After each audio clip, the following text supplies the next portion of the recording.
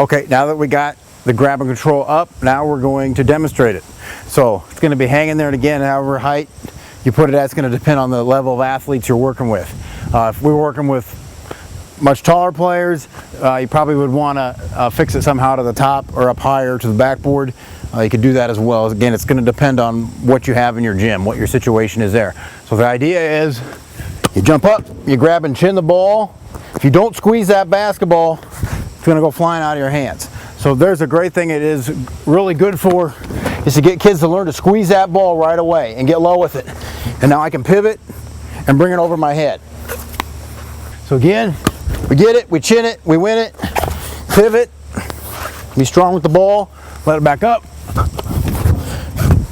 work on that. And you add in the Hoops King toughness training pad. As a coach, I'm in here banging on kids, so making sure they're getting low, squeezing that ball. Then it'll become natural after time. They'll get real rebounds and they'll squeeze the basketball. So right now I have this tied up where you basically can see 3 bands going upwards. And so that's going to give it a little bit more resistance. You don't have to tie it up there. I just tied it up there to get the loose band out of the way. And that does make more resistance to it, because now I'm basically pulling on 3 bands there. You can see those 3 bands.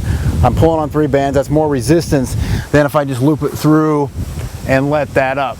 So I get that resistance by tying it at the top. If I didn't tie it at the top, I wouldn't have that resistance, and let me show you that. Okay, so here it is. I tied it at the bottom now, towards the basketball. So now it's much easier to snatch and grab.